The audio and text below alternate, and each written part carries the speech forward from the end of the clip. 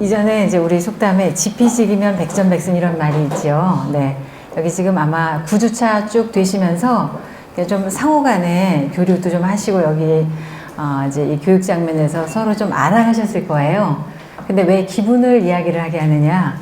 내가 내 감정의 현주소를 내가 알고 또 상대방이 어떤 기분에 있다라는 것을 아는 것은 안정감의 토대를 마련해 주죠. 거기서 또 내가 어떤 일을 하고 있고 또 저분이 어떤 일을 하고 계시다라는 것을 알게 되면 안정감이 더 배가가 되죠. 그래서 기분 말하기를 이제 하는 겁니다. 혹시 이 중에 이렇게 수면이 있다면 우리가 수영 한번 물속에서 헤엄치는 거 한번 생각해 보세요. 헤엄칠 때 얼굴이 이 물 바깥으로 이렇게 나와 있죠. 숨 쉬면서.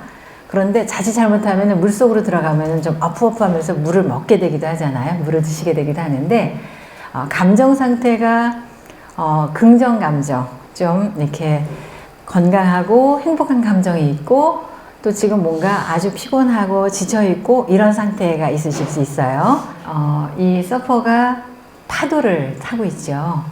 파도가 올 때 이 파도를 느끼지 못하고 있고 언제 오는지를 모르면은 덮여버리죠. 그냥 물속에 확 빠져버리죠. 그런데 파도가 언제 오는지를 알고 있으면 이 파도를 확 놀랍게 타고 넘을 수가 있죠. 고통의 파도를 넘어서 고통의 그 파도 속에 함몰되는 것이 아니라 파도를 타고 일어나는 그 모습이 멋져서 가지고 왔습니다. 오늘 이제 우리가 한번 그 세계로 들어가 보시도록 할게요. 제 소개를 해드리면서 제가 어떤 사람인가를 아시면 아마 조금 더 제가 준비하고 있는 이 강의에 대해서 조금 더 그림을 가지실 수 있을 것 같아요. 저는 상담심리 전문가예요. 그리고 사람의 마음에 대해서 공부를 시작한 것은 1989년도 3월이었네요. 네, 올해로 30년 되었어요. 그러니까 제가 결혼해서 아주 새댁일 때 이제 그 상담 공부를 시작을 해가지고 이제 올해까지 왔고 지금은 건국대학교에 있습니다. 여기 오신 우리 선생님들도 어떤 계기가 있으실 것 같아요. 저는 여기서 이제 전체 소개를 다 듣지는 않았지만 이렇게 어떤 분들이 오셨는지에 대해서는 이제 그 다소간의 이제 뭐랄까요 소식은 들었어요. 그랬는데 아마 마음속에 이분들하고 연결하고 싶다라는 마음이 드신 그 시점이 있으실 거예요. 저에게도 그런 계기가 있었지요. 2015년도에 그때 제가 고려대학교에서 석사 과정을 이렇게 밟고 있었는데 그때 통일심리라는 과목이 개설이 됐어요. 그리고 저희 그 지도 교수님은 이산가족이셨어요. 그러니까 이제 지도 교수님은 연세가 당시에 한 50대 중반 정도 되셨으니까 그 교수님보다는 교수님의 부모님 세대가 이산가족이셨어요. 그래서 특별히 통일에 대한 마음을 많이 갖고 계셨어요. 그래서 그 영향도 있었는데 통일심리라는 과목을 이제 공부를 하면서 하나원도 가게 되고 견학을 가게 되고 또 판문점도 가게 되고 그러면서 이제 분단의 현장을 이렇게 쭉 돌아보면서 이렇게 그분들을 만나게 됐죠. 그때 하나원에 갔을 때인데 이렇게 수십 명이 이제 저희처럼 공부하는 이제 일반 이제 사회인들, 학생들 섞여 있는 수십 명이 있고 또 이제 그 하나원에서 그때 이제 그 입소해서 교육받으시는 이제 선생님, 탈북민 선생님들이 쭉 앉아 계셨어요. 근데 그 중에 유독 눈에 띄는 한 분이 계셨지요. 그때 제가 질문을 그분께 던졌어요. 이렇게 굉장히 어려운 죽음의 고비를 넘기고 넘어오셨는데 어떤 마음을, 어떤 기대를 가지고 남한에 오셨나요? 그랬더니 이렇게 얘기하셨어요. 이렇게 멋진 남한 남성 만나서 행복한 가정을 이루고 싶어요. 이렇게 말씀하셨어요. 근데 제가 그 말씀을 딱 들으니까 마음이 뭉클했는데 왜냐면 저도 한 여성으로서 행복한 가정, 여성으로서의 정말 큰 행복은 가정에서의 이렇게 올라오는 행복감들을 누리는 행복이 가장 크다라고 저는 생각을 하고 있었기 때문에 그래서 좀 더 다르게 이제 그분을 뵀죠.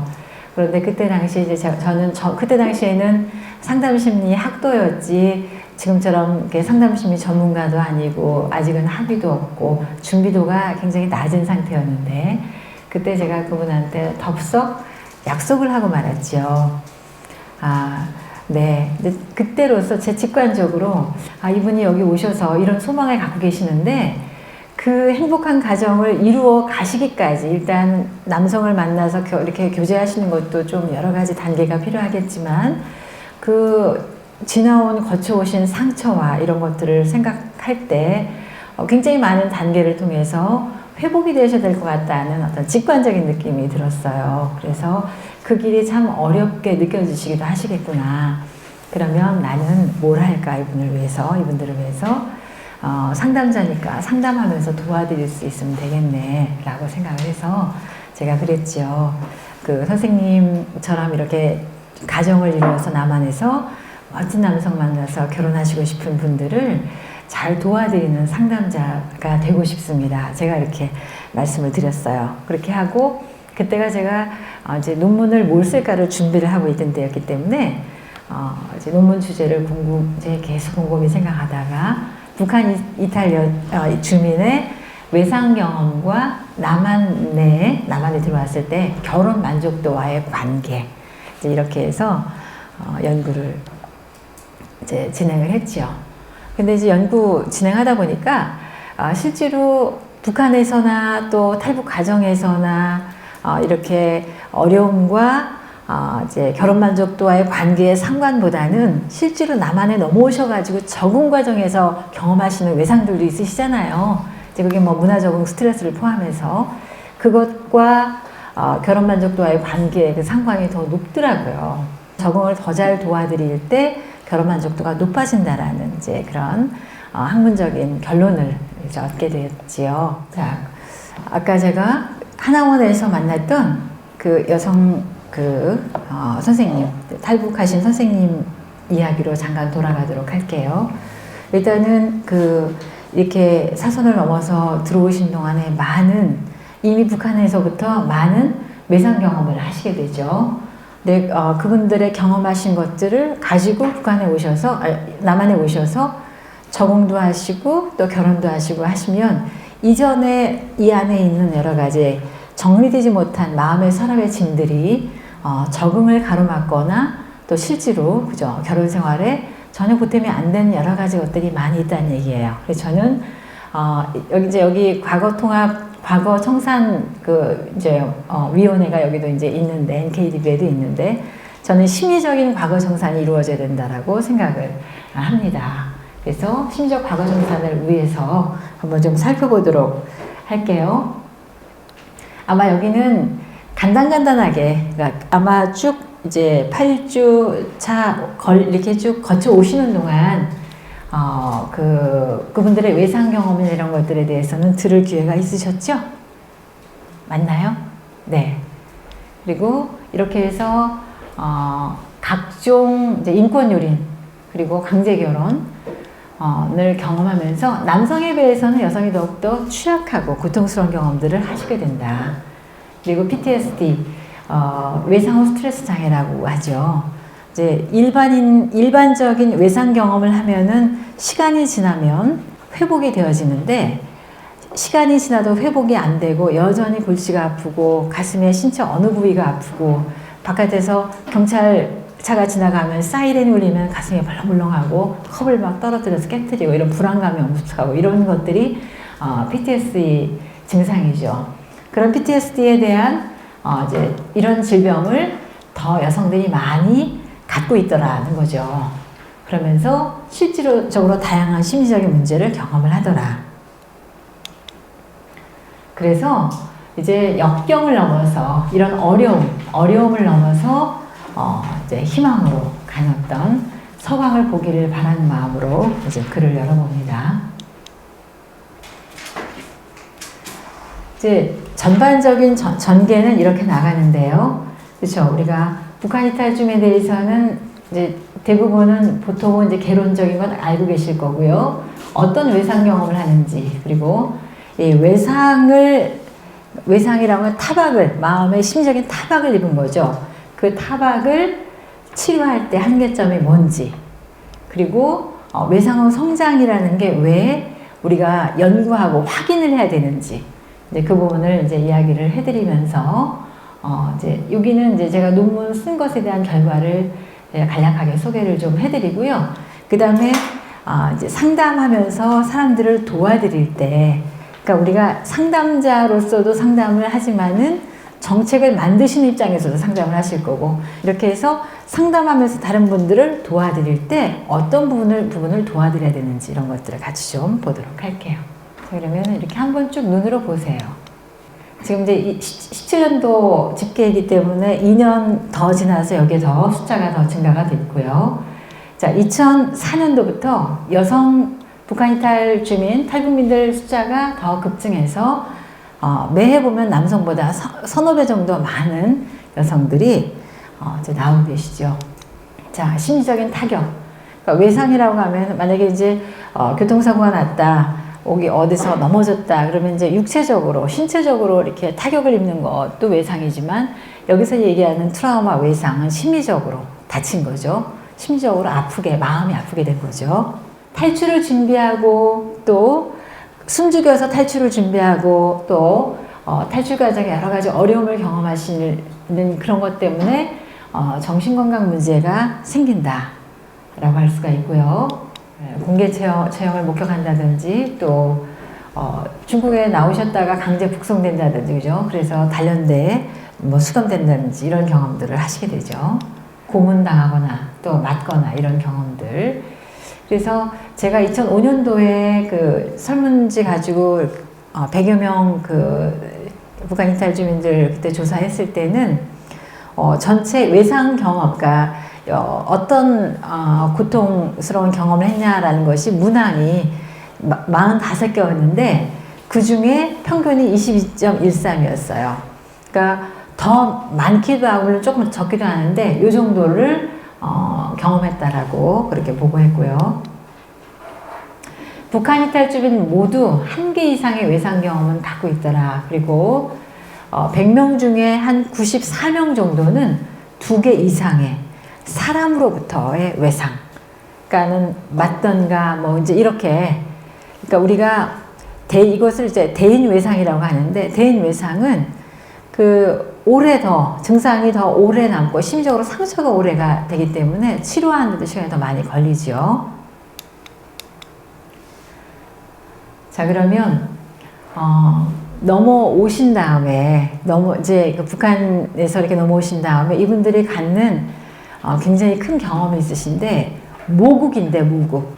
내가 태어난 곳, 나를 키워준 곳, 그리고 내 안정감의 근거지, 이런 근거지를 잃는 경험을 한다는 거예요. 상실의 경험. 이게 가장 크죠. 그리고 이제 이 연구를 통해서 보니까 중국에서 이제 중국에 사시는 북한 이탈 여성들, 이제 조선 여성이죠.